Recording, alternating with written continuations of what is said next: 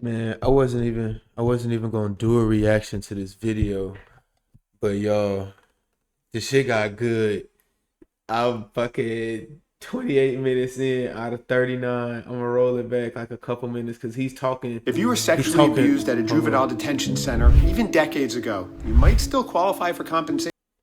So he's telling a tale that his daughter told him because so the story is teen catfish gone wrong ends in two murders. So apparently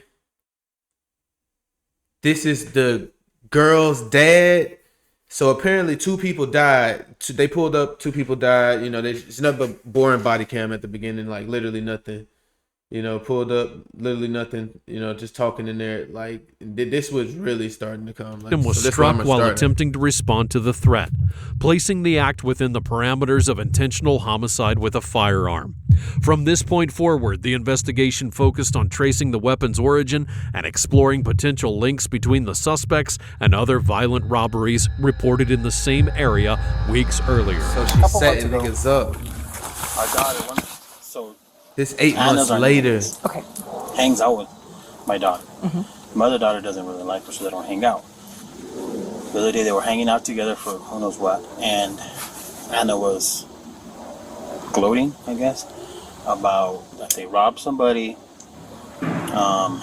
shot somebody, and killed him. I told my daughter, she's probably lying. She's a liar. She likes to lie. She's cool, whatever.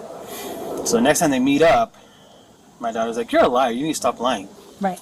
She goes, "Really?" Pulls out the paper you guys some you guys gave her, stating what happened. She's like, "Look," and starts laughing about it. So my daughter says, "Oh, okay," and then she just threw it on the table. My daughter took it. I know if she took it. She brought it to us. So we read it the other day, and I'm like, "This is wrong." The next day, we're watching the morning news, and the mom comes on TV. The guy's mom. My wife said, "We have to do something about this." I said, I agree. So I called 242 cops. Took them an hour to get a hold of me. They said that they can't do nothing to call another number. Okay. I left a message. Nobody's called me back. Okay. Last night, my daughter has an issue with her boyfriend. I pulled the officer aside and I told him. Good. So what we know is this. This isn't the first time she does this. Right. She gets online, Twitter, what is the other one? Snapchat and Grindr, whatever. She gets on there, finds boys, dealers. That's why it's okay with her to do it. And then she meets them at a park, or they pick her up at her house. She meets them. They go to a park. She records what she's asking questions, to see what they have. She records it. The other people are listening. Once they know what they want, they come and rob the kid, take his stuff. I guess this time, the kid gloated about drugs, money, guns. So he told him he has money at his brother's house. So they put him in the car, they take him to the brother's house. At this point, the brother knows what's going on. He walks out with a gun. The one kid shoots him and kills him. They jump back in the car, they stick the kid back in the car. I call him a kid because I don't know how old he is. Right. They drive down, the kid jumps out. She says that she's following him in the back of the car, behind them. This whole time she's laughing about this. Right. The kid jumps out, rolls on the ground, whatever. Doesn't even know his brother's dead. Right. So I have a hot take. AI is not just a buzzword if you use Monday CRM. I'm so glad you said that. So for me, email composition works like They pick him up, whatever. He says what happened. Names Anna by name. Okay, so now Anna thinks it's funny. She left. She went to Austin. Okay. For 2 weeks. And then that boy, one of the boys, brought her back. So she's in town now, currently living with another friend of hers. I have the address where she's at now. To me, it's wrong because it would have been one of my kids. Oh yeah. I'd want something to do about it because it's not right what they did, and they've done. It's not the first time. This isn't her first time doing this. Right. She also says, "I'm a teenager, and I can do anything. If I get arrested, I get 2 years in juvie, and I'm done. I don't care." In the interview, the witness provides a crucial lead, claiming to know the exact address of one of the individuals involved in the attack. He adds that the woman regularly frequents the location, often arriving late at night and sometimes accompanied by 2 young men. He also mentions that after the incident, the suspect was absent for about 2 weeks in Austin, Texas, before returning to Albuquerque and resuming her routine at the same residence. Investigators immediately verified the information, cross-checking it with prior reports and complaints related to the same area. The address matches one previously mentioned in earlier police documents, allowing the homicide unit to request a location order to confirm the suspect's presence. The development marks a decisive point in the investigation. For the first time in 8 months since the crime, detectives have a concrete lead, bringing them closer to the alleged perpetrators. Stay with me, brother. Do you have an exit wound at all? I don't know. He's leaking bad here. Really bad. Okay, do you guys have a pulse anywhere? Oh, I don't know. Come on, bro.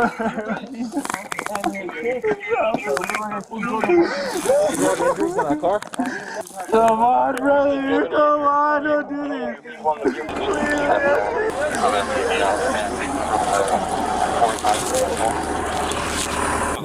Hey, brother.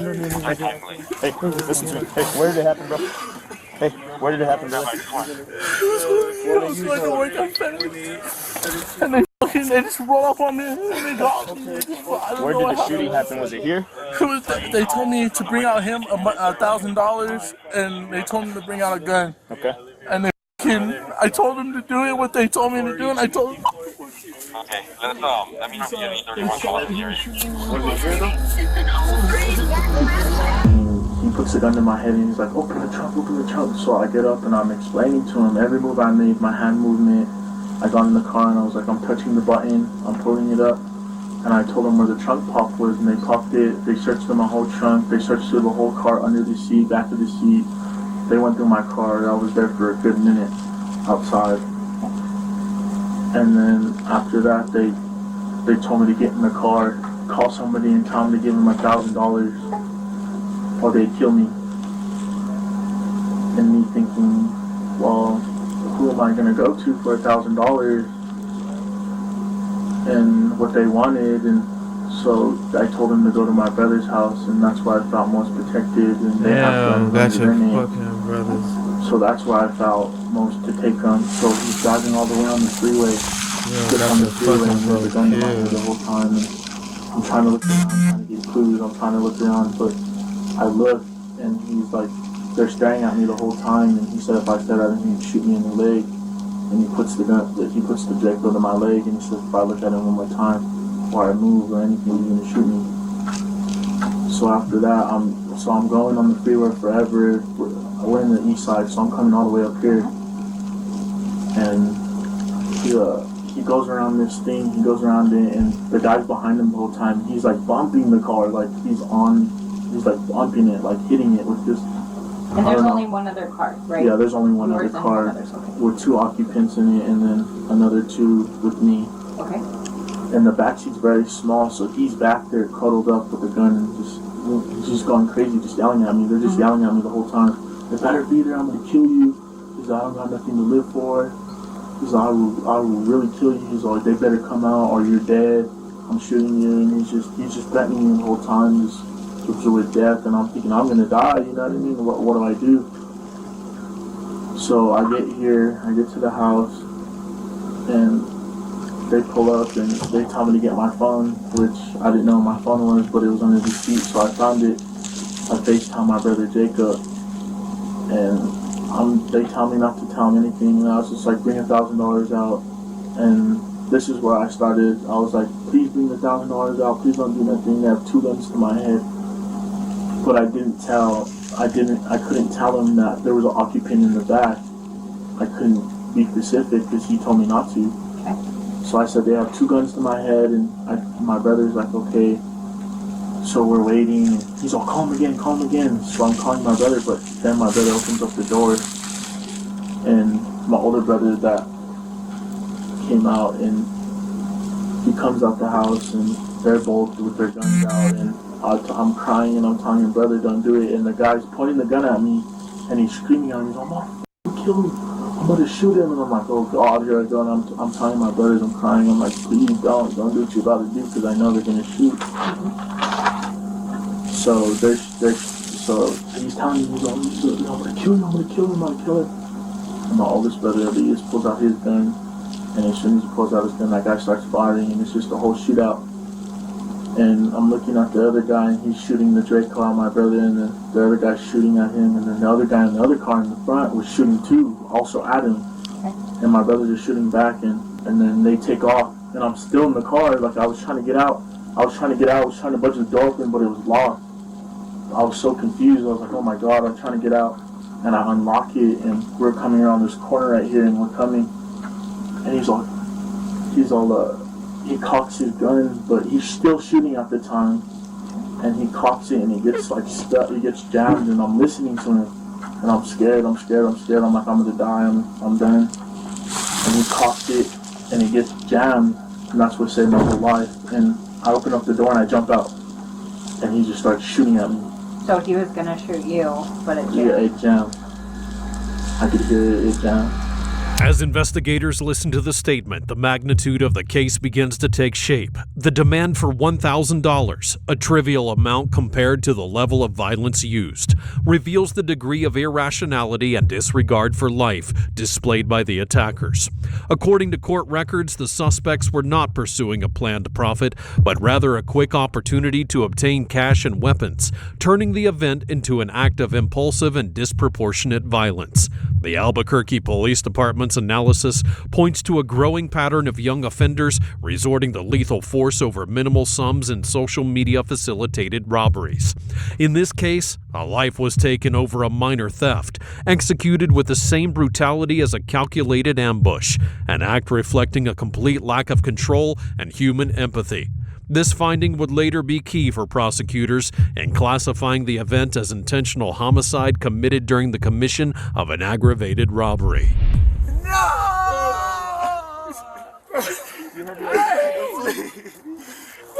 Thank goodness for the car. Oh my God,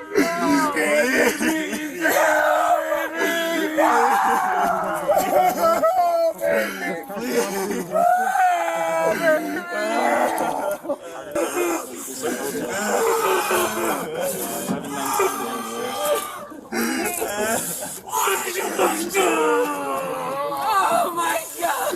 He had guns at me! He had guns at me, Dad! Oh my God! Take a step back.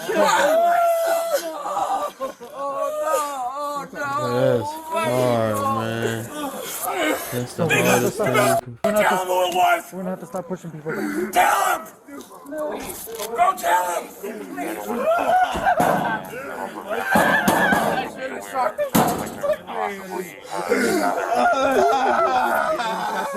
So good morning. Today is Monday, January 24th, 2022. It is now 10:22 a.m. My name is Jolana Macias. I'm an assistant district attorney. Here with me is, on the phone is Deputy District Attorney John Duran, as well as Assistant District Attorney Dana Bial. Present in the room is Detective Leah Wise with the Albuquerque Police Department, Detective Scott McMurrow with the Albuquerque Police Department, Ashley Remo-Cloud, and can you say your name for me, please? Anna Dukes. Okay. Okay, so Anna, I'm just going to kind of explain a little bit real quick who I am and what I do. Okay, so I'm a detective with APD, but I'm also a detective with APD Homicide. All right, so I am the detective that investigated the case. We call 480 Timothy, so it's the case in reference to a young man that was shot after a red Lexus and another vehicle were taken, and it's the one that you were charged on. Okay, so that's one of the cases that I'm investigating. The other case that I'm investigating is in reference to Donnie Jacob Brandon, which was a shooting. So there are a few people that are already in custody for that case, okay? The people that are already in custody are Jawan Bennett, Luis Ayala, Armando Rodriguez, and I'll also be asking you questions about that. But the way that I kind of want to do this is I'm going to ask you questions first, just in reference to 480 Timothy. Okay? And just to let everybody know, we have 2 other incidents too. So Anna, what I want to do is I just want to give you the floor. So I want you to tell me what you know of the case that kind of started at Alvarado Park, how you guys became in possession of the Impala, and then how everything else occurred after that. Okay, if you can speak up though, just because we have a couple people on the phone and they'll need to hear you too. But I'm just going to give you the floor, and then when you're done, I'm going to go back and ask you questions. Okay? So it all started, I don't know the exact date. I had went to a party with my ex-boyfriend, Damian Tapia, and he had a friend that goes by Lucky.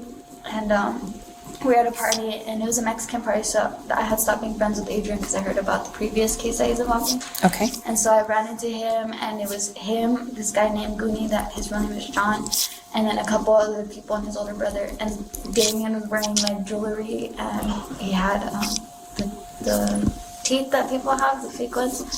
And who did? Adrian? Damian, okay. And so then Adrian was like, he walked up behind me and he was like, thank you so much for bringing us him. And I was like, what do you mean?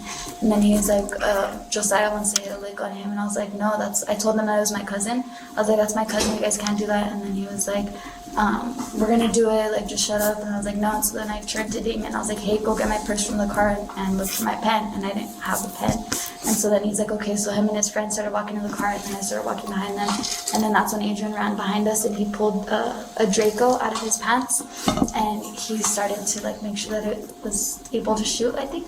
And he gave Josiah a gun, and he was like, we're gonna do it now. And I was like, stop. And I kept telling him to stop. And then that's when he was like, how many guns do they have? And I was like, I don't know if they even have guns, just leave it alone. And then Adrian kept yelling at me, and then finally Damian got in his car, and then that's when Adrian was like, if I see you around Albuquerque, you're dead. You have 5 seconds to leave now. And so then I was like, why? Because I won't let you guys rob somebody, like you guys are gonna hurt him. And then he was like, we weren't even gonna do anything like that, like you should have just let us do it. And I just left with Damian. And then that's when Goonie called me, and he told me that I was lucky. He didn't know that the guy I was with was named Lucky. And then I was like, who's Lucky? And he's like, I have beef with his brother named Rico. And I guess they had robbed him before for his. And then I was like, well, I didn't know that. And then their friend, Goonie told me that it was better if I left my house that night because Adrian was planning on going over there and shooting it up. And so then their friend Adam picked me up, and he said that he had to take Goonie his bag to him. And then Goonie went to grab the bag, and they seen that they didn't roll one of the windows down, which was where I was hiding. And so then Adam drove off, and he drove to the Sonic on Rio Grande Bridge, I think it was. And he told me to get in the trunk, so he put me in the trunk, and then he drove to Adrian to give them the rest of their stuff out of his car. And that's when Adrian was like, where's that stupid bitch? And then Adam was like, I don't know where she's at. During her interview with investigators, Annabelle Dukes, one of the individuals involved, claims that her participation in the incident was the result of pressure from those accompanying her. She insists she never intended to commit a robbery and was forced to take part, alleging she tried unsuccessfully to stop the attack. However, detectives note several aspects of her demeanor throughout the interview. Dukes recounts the events with precision and without hesitation, recalling sequences, names, and movements almost chronologically, even though the interview takes place nearly a year after the homicide. Her fluent delivery and absence of pauses, typical of memory reconstruction, draw the investigators' attention. She shows no signs of confusion or effort to recall, instead speaking quickly, calmly, and without emotion, as if the events had occurred only days before. This apparent coherence contrasts sharply with her claim of having acted under duress. Furthermore, digital evidence recovered from her account shows prior and active communication with both the victims and the attackers, directly contradicting her statement of being forced to participate. For prosecutors, both her behavior and the electronic records indicate prior knowledge and voluntary involvement, reinforcing the conclusion that Dukes played a deliberate role in planning the encounter. Let's step over this way, all right? That should have been. Hey, Stevo, roll out with my son. You tell me where step. You ain't telling me where to step. You ain't telling me where to step. You ain't telling me where to step. Step on my son. That ain't your kid. That's my son. You telling me where to step. No. How many times did he get shot? I don't know. Where at out here? You had Nick at gunpoint in Huh? his head. Who did? The guy who tried to steal his car. Huh? And Elias went up to him and said, you ain't stealing with his car. And they started shooting. They started shooting Elias? And then I started shooting at them. And they shot my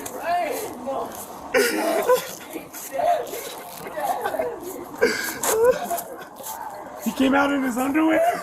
No, they took all the clothes off of him. He came out here because Nick said he had that guy pointing a gun at him, so he came to help him. He came to help? Yes, he came out here to help him. And then they started shooting at him. Yeah, I know, 223. They shot him, Elias. They took his mom's They car? took off and jumped out. Not sure what you told us, your vehicle. They took the car? Did they know whose it was? He has to know who did it.